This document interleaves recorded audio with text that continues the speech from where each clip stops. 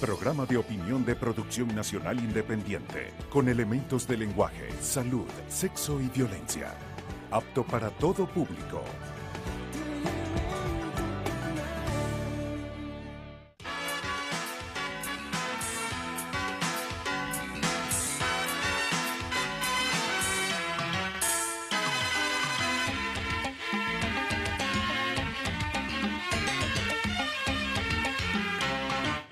Amigas y amigos, el próximo 7 de agosto tomará posesión del cargo de presidente de Colombia el dirigente político conservador y discípulo del expresidente Álvaro Uribe Vélez, Iván Duque. Mejor presentación no podía darse, no podía tener el sucesor de Juan Manuel Santos, ambos pertenecientes a la camada de líderes de la derecha del vecino país y prácticamente de una definida política contra Venezuela. Lo que ocurre en Colombia, país cuya dirigencia recurre a las políticas más insólitas, entre las que destacan las que impone el expresidente con prontuario en materia de violencia y de actividades vinculadas al narcotráfico, el inefable Álvaro Uribe Vélez, o su protegido durante largo tiempo, hasta que ocurrió la ruptura producto del choque soterrado de oscuros intereses, Juan Manuel Santos, quien el próximo mes concluye el periodo constitucional que, como gobernante, tiene el récord de cipallismo cuando inscribió a Colombia a un mecanismo bélico como la OTAN. A este muestrario de siniestros personajes ejerciendo el poder, hay que agregar ahora la elección como presidente del dirigente de la ultraderecha tutelado por Álvaro Uribe Vélez, Iván Duque, el cual desde el momento en que fue proclamado y mucho antes de posesionarse del cargo, se ha convertido en el enemigo más agresivo y persistente de Venezuela y del gobierno bolivariano. Prácticamente, este personaje no ha tenido otro tema antes de juramentarse como jefe de Estado que ocuparse de todo cuanto tensiona la relación con Venezuela. Pocas veces se ha referido a los problemas, que son muchos, por cierto, que tiene su país, y a los planos para abordar tales problemas. Su tema es Venezuela y el presidente Nicolás Maduro. Un día declara que no reconoce a Maduro como presidente, como si él fuera el pueblo venezolano que lo eligió y el Consejo Nacional Electoral que lo proclamó de acuerdo al ordenamiento jurídico venezolano. Otro día califica al gobierno democrático de Maduro de una dictadura y afirma que no designará embajador en Caracas. Y en otra ocasión llama a formar un frente de naciones latinoamericanas para intensificar el bloqueo que existe contra el país. Y por si fuera poco, llega al extremo de solicitar apoyo en naciones de la región para llevar al presidente Nicolás Maduro ante la Corte Penal Internacional para que sea juzgado por delitos de lesa humanidad. Alguien que actúa de esa manera, desde un cargo de la importancia de la presidencia, es un energúmeno, es una bomba de tiempo de quienes se pueden esperar cualquier aventura. Es un irresponsable que degrada el cargo que detenta, ante el cual hay que estar alertas, ya que parece empeñado en ser más antivenezolano y antibolivariano que Álvaro Uribe y que Juan Manuel Santos, lo cual es como mucho en materia de provocaciones y de desafío al sentido común de un dirigente político. Pausa y al regreso converso con Elías Jaua, ministro de Educación y dirigente del Partido Socialista Unido de Venezuela.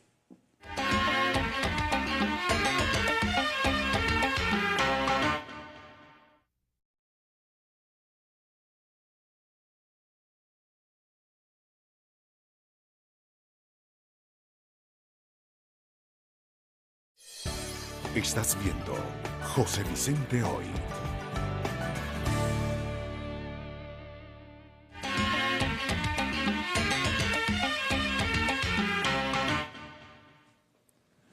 Elías Jaua Milano, ministro de Educación, miembro de la Dirección Nacional del PSUV y con muchos otros títulos.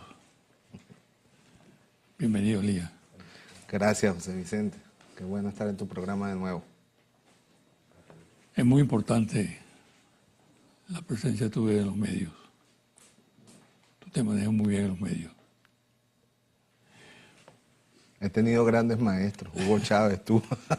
Justamente el sector del cual tú eres ministro ha estado un poco movido últimamente. ¿Cuál es realmente la situación en el sector educacional? Bueno, mira, Maestros, profesores, universidades, etcétera, etcétera. Hay dos niveles, ¿no? La educación universitaria y la educación básica, que comprende, bueno, educación inicial, primaria y el bachillerato, ¿no?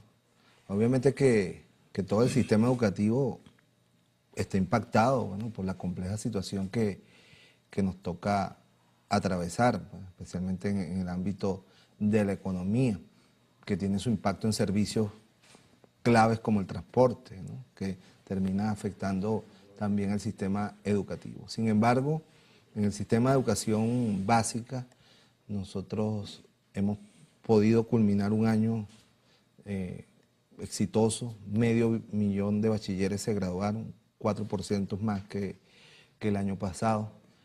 Hemos tenido estabilidad y paz laboral gracias al esquema planteado en la convención colectiva que recientemente firmó el presidente Nicolás Maduro con todos los gremios de la educación, ¿no? Donde se establecieron ajustes trimestrales de salario para poder enfrentar la oleada especulativa que todos los días arremete contra la economía familiar en nuestro país. En el sector de educación universitaria, como tú sabes, bueno, venimos de allí, siempre es más dinámica la situación, ¿no? y el perfil y el carácter del personal, ¿no? Allí hemos estado trabajando con el ministro de Educación Universitaria el tema de la permanencia, pues, del personal profesoral universitario. No podemos negar que hay un impacto de la migración en ese sector, no así en el de la educación inicial, ¿no? La planta de maestros, de profesores y profesoras en la educación pública por lo menos se ha mantenido casi inalterable. Pero en educación universitaria, bueno, tenemos que estar atentos para garantizar la permanencia de personal calificado, profesional. Está en discusión, bueno, se aplicó una escala salarial también para remunerar y hacer frente a la escalada especulativa. Hay unos sectores en desacuerdo, se está en ese proceso de negociación para lograr, bueno, un salario que permita confrontar la situación especulativa a los profesores universitarios y a los trabajadores universitarios. ¿Con motivo del paro que ha habido? Del paro universitario recientemente, sí, bueno, es parte de esos sectores que manifiestan estar inconformes con la reciente escala salarial que se aprobó hace apenas un día, ¿no? Ahora, ciertamente ya casi todas las universidades están en periodo vacacional. Nosotros esperamos, el ministro de Educación Universitaria al frente, el ministro del Trabajo están estableciendo mecanismos para garantizar que efectivamente en septiembre las universidades empiecen, ¿no? Pero en el caso de la educación básica está absolutamente garantizado que nosotros vamos a comenzar con paz laboral. Yo quiero reconocer, José Vicente, a través de tu programa, a todos los maestros, maestras, profesores, profesoras, porque por encima de todas las dificultades, nosotros logramos mantener abiertas todas nuestras escuelas, las 25,000 escuelas del sector público, desde la educación inicial hasta el bachillerato, se mantuvieron abiertas, y eso en buena parte es debido a la mística, al esfuerzo de los educadores y las educadoras venezolanas. Comparativamente con la región, ¿en qué situación está el sistema educativo venezolano? Mira, acabo de llegar de la conferencia regional de la UNESCO, donde se evaluó el avance de la Agenda 2030, que se llama así, en el Sistema de Naciones Unidas en materia de educación. Esa agenda que propone, José Vicente, que los estados garanticen que la educación pública, es decir, la que administran los estados, sea gratuita los primeros 12 años de formación, ¿no? Pudiéramos decir como hasta el tercer año de bachillerato. Bueno, nosotros podemos exhibir con orgullo, y aún en medio de la situación coyuntural que atravesamos, que Venezuela tiene hasta 22 años de educación pública gratuita, desde la educación inicial hasta la universitaria, ¿no? Y eso gracias a que la consagramos como un derecho humano en la Constitución de la República Bolivariana de 1999. Allí contrastamos el modelo perverso de la privatización, de concebir la educación como un negocio, ¿no?, que excluye a millones de jóvenes y de niños que no pueden pagar. En América Latina, debemos saberlo, hay países donde desde la educación primaria se cancela matrícula, no en colegios privados, en los colegios administrados por el Estado. Es decir, es pública pero no es gratuita.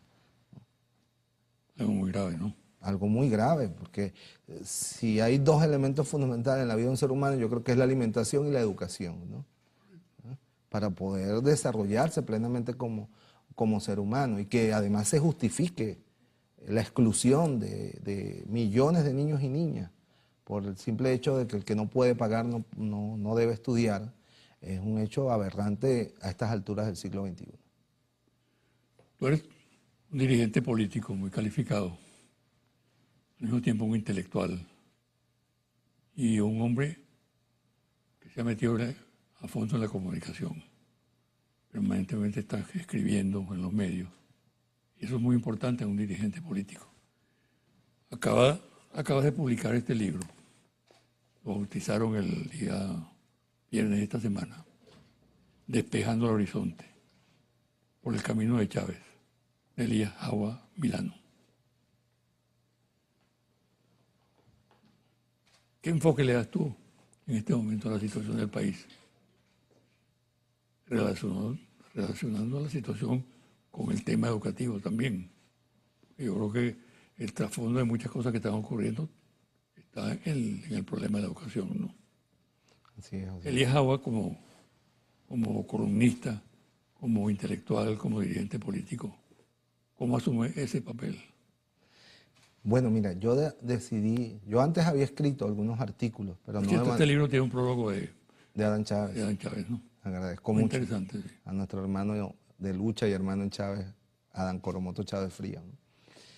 Yo antes había escrito, José Vicente, artículos, pero aislados en determinadas coyunturas. Nunca lo había hecho de manera sistemática.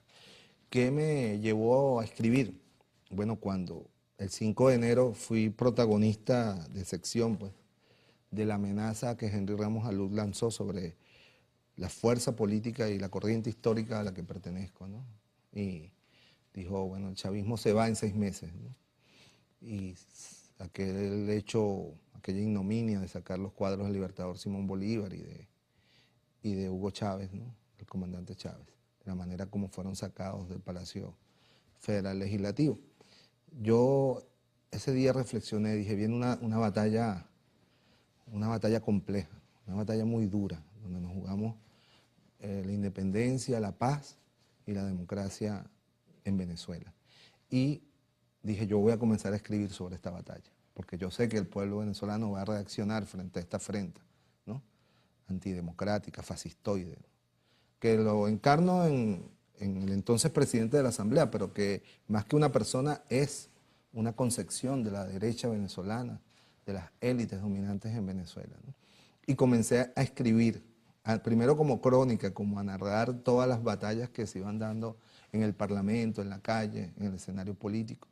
Después fui incorporando elementos del análisis político, ideológico, y también iba narrando lo que el pueblo me contaba en las calles, sus angustias, su esperanza, su resistencia, sus luchas.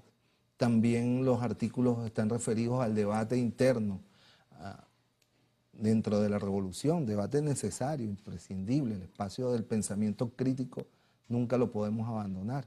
Y eso está expresado allí en el libro.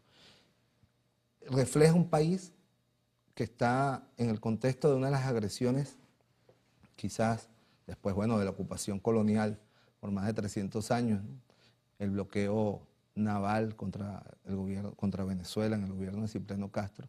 Quizás esta es la agresión más sistemática y más grave que ha sufrido Venezuela como nación, ¿no?, por parte de fuerzas extranjeras. Ese es el contexto en el cual tenemos que visualizar lo que está pasando en Venezuela. Eso ha aflojado muchos resortes, en primer lugar resortes éticos. Yo creo que tiene que haber, y está expresado en esas líneas, un gran esfuerzo por la recuperación del tejido ético de la sociedad venezolana, ¿no?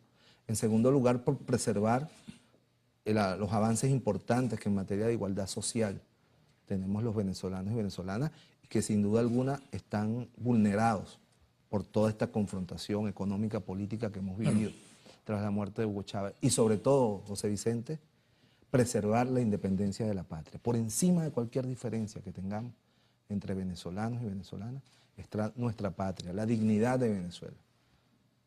Clave. Casualmente, se reunió en este fin de semana el cuarto congreso del partido, ¿no? El PSUV. Hoy día domingo estarán sesionando seguramente. ¿Qué cuestión es fundamental? Resúmeme eso. Fundamental de este cuarto congreso. Lo fundamental para una fuerza tan poderosa como es el PSUV, quizá el partido más poderoso de América Latina, en militante y en difusión de ideas, ¿no? Así es. Entonces es un gran compromiso, esa calidad que tiene hoy en día este partido. Y creo que hay confusiones acerca de la realización del Congreso. Hablan de tendencias, te señalan a ti como un hombre de tendencias. No sé cuál es la tendencia, pero en todo caso eso ocurre en los medios políticos, ¿no? No, yo no soy... Dime. No soy ni he sido de ninguna tendencia. Soy por el contrario, soy contrario a esa noción de tendencia que fracciona los proyectos revolucionarios. Yo sí pertenezco a una corriente de pensamiento, ¿no? Histórica, bolivariana, zamorana, socialista, ¿no? Que se resumen en el planteamiento que hizo nuestro comandante Chávez del socialismo bolivariano del siglo XXI, ¿no? Y ahí yo creo que está el primer elemento del Congreso. Vamos a repasar nuestras líneas programáticas. ¿Cuáles fueron las líneas programáticas con las cuales Chávez nos unió en 1998 a todos nosotros, los que hoy nos decimos y sentimos chavistas? La independencia, la igualdad, la lucha contra la corrupción, el poder popular, la democracia protagónica, la construcción de una economía mixta, donde existiera el sector privado, pero el Estado también tuviera un papel fundamental, pero más allá de eso, que el pueblo fuera propietario a través de la economía social o economía comunal, como la llamamos ahora. Ese es un elemento. El segundo elemento tiene que ver que definitivamente el partido deja de ser una maquinaria electoral para ganar elecciones, que es bien bueno que está conformada de esa manera, porque bueno, es lo que le da viabilidad a la lucha, a la forma de lucha principal que hemos definido, la electoral, ¿verdad? Pero el partido tiene que aportar en lo económico. Y ahí uno de los grandes temas es cómo ayudamos al presidente a implementar las 7 líneas de acción política que él ha planteado, especialmente en el área económica. ¿Qué vamos a hacer con el régimen cambiario en Venezuela? ¿Qué vamos a hacer con la política de precios, con la política de subsidios? ¿Qué vamos a hacer con las formas de propiedad que hemos desarrollado? ¿Vamos a seguir apostando en una economía de importación o vamos definitivamente a poner todo nuestro esfuerzo en una política de producción nacional, ¿no? Yo creo que ese es el tema más sensible que espera nuestra militancia que sea debatido en el Congreso del partido. Debido a la importancia de lo que tú estás diciendo, vamos a hacer una pausa y al regresar, profundizar un poco, incluso en el marco de los anuncios que acaba de hacer el presidente por algunas medidas económicas. Al regresar, tocamos el tema. Correcto.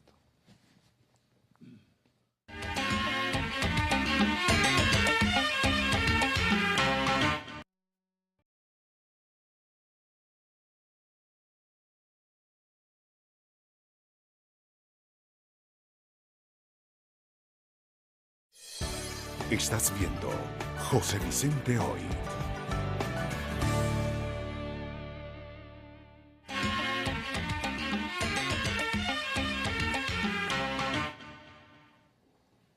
Hablaba en el segmento anterior de la situación económica y también de la política, ¿no? Y yo te preguntaba acerca del planteamiento que hizo el presidente Maduro en el curso de esta semana, el día miércoles creo, ¿no? Cuando anunció al país una serie de medidas. Ese anuncio y las medidas en sí han suscitado una gran polémica. Como siempre, la derecha, los cipayos se han alineado y del otro lado están las fuerzas progresistas del país. ¿Qué consecuencias puede tener esas medidas? Grandes rasgos. Mira, el presidente Nicolás Maduro es un socialista, ¿no? Yo creo que de eso no puede tener duda absolutamente nadie. Pero como socialista es un hombre dialéctico, como lo era también el comandante Hugo Chávez. Y la dialéctica pasa por reconocer realidades y tomar medidas para transformarlas. Por ejemplo, el presidente ha planteado una reforma a la ley de ilícitos cambiarios, ¿no? Y es una realidad que hay que reconocer. El control de cambio fue vulnerado, yo me atrevería a decir, fue pulverizado por esta guerra, ¿no? Y eso implica que nosotros tenemos que avanzar a una posición que nos permita recuperar la gobernabilidad sobre el sistema cambiario venezolano, que en este momento no la tenemos, eso es una realidad. Entonces hay que crear un sistema, un régimen cambiario, donde el Estado preserve sus divisas, ¿no?, que están mermadas, bueno, por toda esta situación, por la caída de los precios del petróleo, pero además por toda esta guerra económica, para la inversión productiva, para mantener el sistema de protección social que hemos logrado mantener contra viento y marea, ¿no? Y que lo que está ocurriendo en la realidad, que es que los privados están intercambiando las divisas de manera ilegal, ¿no?, bueno, se regularice y el gobierno pueda ejercer una regulación legal sobre ese intercambio de divisas y reconocer lo que es una realidad. Yo creo que ahí no hay nada que pueda ser señalado, salvo aquellos que tengan el interés de lucrarse de la actual situación que perjudica a la inmensa mayoría de los venezolanos y venezolanas. Porque la especulación cambiaria es el origen fundamental de la especulación de los precios. Sin estabilidad cambiaria, José Vicente, no habrá estabilidad en los precios de los bienes y los servicios. Hay sectores que reaccionan con escepticismo. Dicen, bueno, eso no va a resultar, son medidas incoherentes, la situación es demasiado complicada y dan por descartado que se provoca algo que es lo que la gente reclama, es decir, que baje el precio de los artículos de primera necesidad, de la medicina, la comida, etcétera, ¿no? ¿De qué manera puede impactar esas medidas a la situación actual? Bueno, en primer lugar, siempre el gobierno bolivariano, hasta hace pocos días era el presidente no toma medidas, ¿no? Exacto. Era la crítica. Ahora tomó unas medidas, pues, que corresponden a una realidad desde mi punto de vista. Entonces ahora no van a tener éxito. Bueno, el presidente ha dado un paso al frente para intentar recuperar la gobernabilidad sobre el sistema cambiario venezolano, ¿no? ¿Buscando qué? Efectivamente, que al tener una fijación del valor de la moneda, podamos trabajar con todos los sectores de la economía en una política de precios que en un primer momento contenga esta agresión especulativa contra el presupuesto de la familia y de los trabajadores y las trabajadoras de todos los días. Y después que logremos, bueno, una estabilidad en el tiempo y que tiene que ir acompañada de otros elementos, como te lo señalaba anteriormente cuando hablábamos de lo que debe debatir el partido. Una política de producción nacional.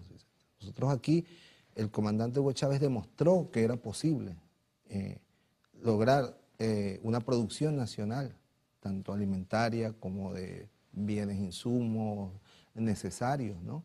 Tenemos que recuperar con la inmensa plataforma industrial, científica, tecnológica, agroindustrial que la Revolución Bolivariana construyó, que financió al sector privado también, el Estado venezolano financió al sector privado también en la primera década de este siglo, ponerla a su máxima capacidad de producción, que es la base esencial de la normalización de la oferta de bienes y productos, complementada con la importación necesaria.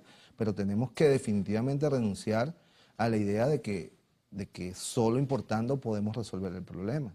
No hay manera de resolver este problema solo importando, sino Por eso dedicando grandes esfuerzos, las muchas o pocas divisas que tengamos, a comprar los insumos necesarios para activar la producción industrial y agrícola del país. Ya sabemos cómo hacerlo, lo hicimos en la primera década de Y este por siglo. eso la exoneración de los impuestos de importación.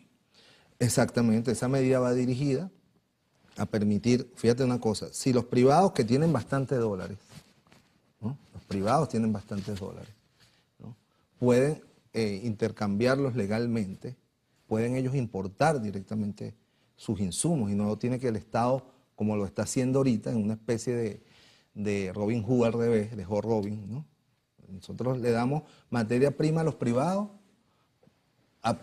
con dólar importado con dólar del Estado venezolano. No, que el privado coloque en el mercado legal, consiga los dólares del mercado legal, importe y va a tener un incentivo para los bienes de capital, para los insumos, para la reactivación del aparato industrial y agrícola del país.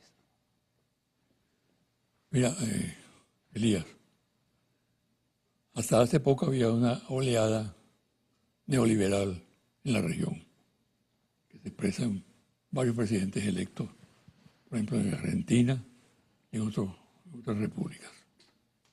Ahora se observa un despertar, una reacción del movimiento popular en muchos sitios, en elecciones que son realmente emblemáticas, ¿no? El caso de López Obrador, en el caso de los 8 millones de votos que obtuvo la izquierda en Colombia, que acaba de obtener, que es realmente un récord, ¿no? Este cambio, ¿cómo lo ves tú? ¿Qué profundidad puede tener y qué desarrollo puede también tener próximamente? Mira, José Vicente, lo que sí queda demostrado es que el modelo neoliberal es inviable políticamente. Ahí tienes a los pueblos del Brasil, de Argentina, en la calle permanentemente, al pueblo chileno, al pueblo colombiano, que no para de ser masacrado, lamentablemente. Y lo digo lamentablemente porque duele el esfuerzo que colocó el presidente Chávez y el presidente Nicolás Maduro para la paz en Colombia y terminó siendo lo mismo de siempre, que tú conoces bien, ¿no? La puñalada trapera de la oligarquía colombiana contra el anhelo de paz del pueblo colombiano, ¿no? Pero veamos el caso de Argentina, lo que muchos dicen que tenemos que hacer nosotros, ¿no? 2 años después, la aplicación del modelo neoliberal en lo económico es un fracaso en Argentina. Se les disparó la inflación, no controlan la moneda, ¿no? Han despedido a centenares de miles de trabajadores y trabajadoras. Han reducido, con ello se redujo el consumo y por lo tanto ha caído el Producto Interno Bruto de la Argentina. Y finalmente terminaron en manos del Fondo Monetario Internacional, ¿no? Nuevamente con la experiencia atroz que tuvo la Argentina con el Fondo Monetario Internacional, que la destruyó su economía, destruyó su estabilidad política, ¿no? Esa nunca será una opción para la revolución bolivariana, ¿no? No, y finalmente Porque también, esta es una revolución antineoliberal. Pues, ¿no? y finalmente como hubo una reacción popular muy fuerte, entonces apelan al viejo sistema de rescatar la política militarizar la sí. calle, ¿no? Sí, sí. Igual que en Brasil. Exacto. En Brasil, ¿no? Y el encarcelamiento de los líderes populares y el asesinato, ¿no? Es la misma derecha, José Vicente. Salieron del poder por una década y no aprendieron. ¿Y qué representa la victoria de López Obrador? Oye, es una victoria, yo lo escribí ese día en mi Twitter, es una victoria profunda, se me pareció mucho a la victoria nuestra de 1998, ¿no? Esas victorias que no solo se trata de elegir a un presidente, sino es la victoria de una esperanza acumulada por mucho tiempo, ¿no? Y yo creo que el pueblo mexicano, es una victoria del pueblo mexicano. Vamos a ver, el presidente López Obrador ha dicho, y su futuro canciller, según indican las fuentes informativas, bueno, de que México retomará su política de no intervención en los asuntos de otros países y el respeto a la solución pacífica de los conflictos entre las naciones y dentro de las naciones. Es una buena perspectiva, ¿no?, la que se ve en el gobierno, por lo menos en las relaciones internacionales. México es un país líder en la región, tiene mucho que aportar a la estabilidad, a la unión, a la integridad de nuestra América Latina caribeña. ¿Qué opinión te merece la conducta de dirigentes políticos que se pasean por el mundo pidiendo la intervención extranjera en Venezuela? Vergonzosa, José Vicente, pero peligrosa, ¿no? Especialmente, ¿sabes? Y tengo que señalarlo aquí, hay dos dirigentes, son muchos, pero quizás lo que yo tengo más conocimiento es el caso de Julio Borges, totalmente subordinado a Juan Manuel Santos en Colombia, y la señora María Corina Machado, totalmente subordinada a Duque, ¿no? en Colombia, ¿no? Esos venezolanos y venezolanas, o al menos nacidos en esta tierra, le están haciendo el juego a la oligarquía que ve en la posibilidad del conflicto interno venezolano la posibilidad de culminar su proceso de expansión territorial sobre Venezuela, en La Guajira, en las márgenes venezolanas de los ríos, que ahora son binacionales. Es la historia del siglo XIX. Mientras nosotros nos matábamos, José Vicente, lo dijo Andrés Eloy Blanco, ¿no? Él dijo, sin disparar un tiro nos han quitado un quinto del territorio nacional, pero en verdad todos los tiros nos los echamos entre nosotros. Y mientras los venezolanos nos matábamos, en 100 años de guerra, Colombia avanzó sobre nosotros, los británicos nos arrebataron la Guyana Esequiba, ¿no? Perdimos parte de nuestro mar Caribe, de manera que esa historia no la podemos volver a repetir. Y cualquier venezolano o venezolana que se preste a eso, no puede ser calificado de otra manera que traidor a la patria. Un hombre como tú suena hasta ridículo que se le pregunte si es optimista. Pero como quiera que existe una campaña terrible, ¿no?, para sembrar el pesimismo en el país. Para que la gente considere que este es un país arruinado, que hay que cerrar la puerta y viajar al exterior. Es importante que ese pesimismo, sembrado deliberadamente, calculadamente, hábilmente también, tenga una respuesta en voceros de la opinión pública. Yo por eso casi siempre, al concluir este programa, le pido al invitado que exprese con toda normalidad su posición al respecto. Mira, para ser revolucionario, decía Fidel, hay que ser optimista. No hay manera de... Un pesimista no puede ser revolucionario, porque para transformar el mundo y las condiciones adversas que se pueden presentar hay que tener una fuerte carga de optimismo, ¿no? Y el comandante Hugo Chávez siempre fue ejemplo en empujar el optimismo, ¿no? La esperanza por encima de las dificultades. ¿Y cómo no ser optimista, José Vicente, si en medio de todos los dolores, de todas las angustias, a mí me toca ver, ¿no?, graduar a decenas de miles de bachilleres que pudieron graduarse en medio de estas dificultades? Me toca ver a un pueblo que resiste. Yo viajo mucho por todo el país, recorro todo el país. Entre el año pasado y creo que le he dado 2 vueltas al país. Y veo un pueblo creando, innovando, ¿no?, luchando, ¿no? La inmensa mayoría de los venezolanos que nos quedamos aquí, porque somos la inmensa mayoría los que nos estamos quedando, ¿no? Hay algunos compatriotas que han escogido el camino de la migración, los respetamos, comprendemos, podemos comprender sus razones, pero la inmensa mayoría de los venezolanos estamos aquí y eso es un motivo de optimismo. Y estamos creando y estamos innovando y los muchachos están estudiando y hacemos música y hacemos deporte, ¿no? Y sobre todo hemos logrado preservar la paz en Venezuela.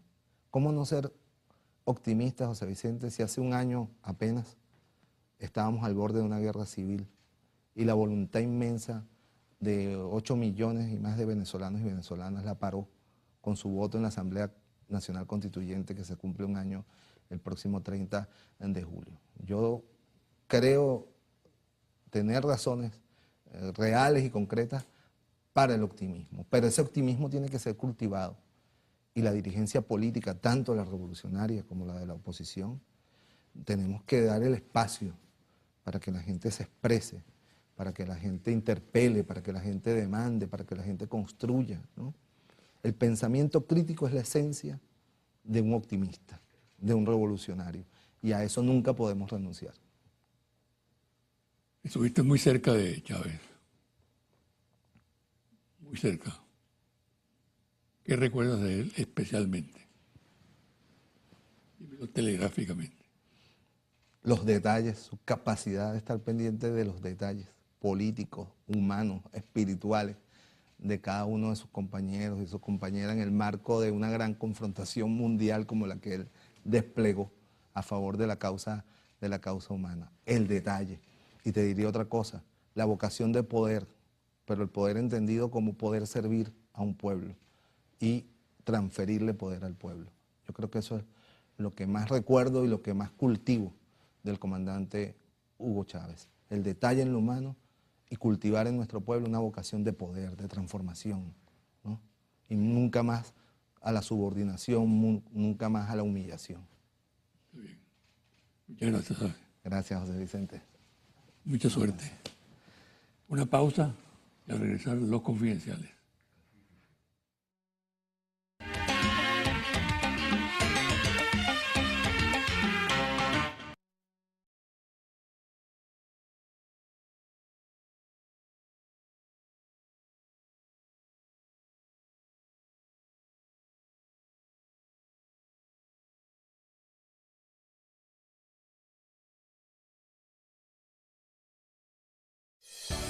Estás viendo José Vicente Hoy.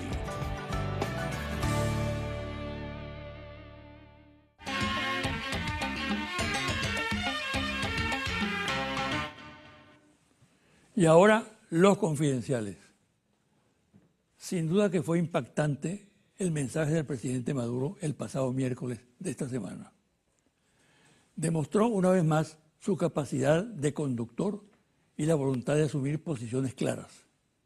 Las medidas anunciadas por él sacan el manejo de la política económica de la parálisis en que se hallaba.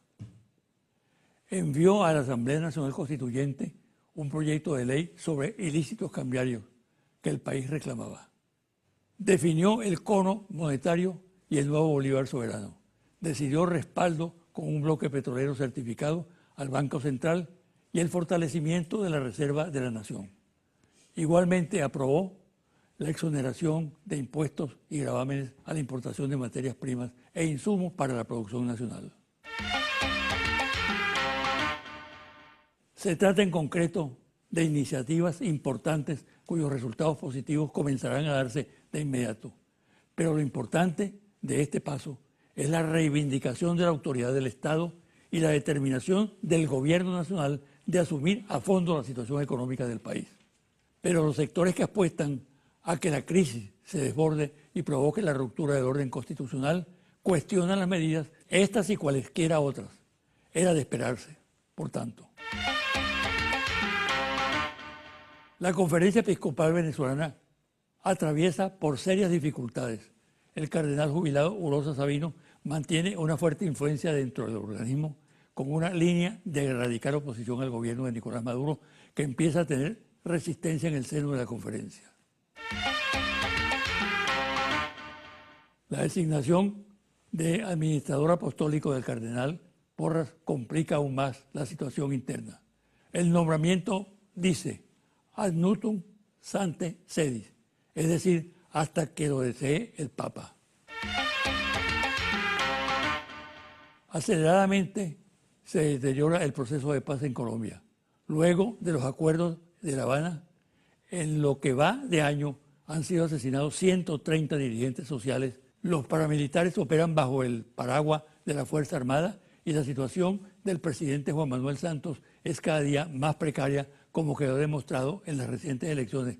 Ha perdido el control de los acontecimientos, a lo que se agrega la actitud del nuevo presidente Iván Duque, quien se identifica con la posición del expresidente Álvaro Uribe, radicalmente opuesta al proceso de paz. Analistas de la situación por la que atraviesa Colombia y su incorporación a la OTAN arriban a las siguientes conclusiones. Todos los sistemas operativos, comunicaciones, defensa aérea, helicópteros, drones, radares, operaciones especiales y hasta raciones de comida y municiones están adaptados o en proceso de serlo a los parámetros y sistemas de la OTAN. Por consiguiente, Un conflicto bélico en la región puede ser inminente si las condiciones de vecindad de Colombia no cambian y ciertos elementos disociadores de la paz regional siguen en el poder. Colombia cuenta ahora con qué responder en ejército, aliados y tácticas. La actual realidad confirma este análisis. Confidenciales al cierre, interlaces, ficha técnica, 1.580 entrevistas directas en hogares en todo el país desde el 2 al 18 de julio 2018. Resultados, dígame por favor con cuál partido político simpatiza usted más. No mencionar opciones primero en mente.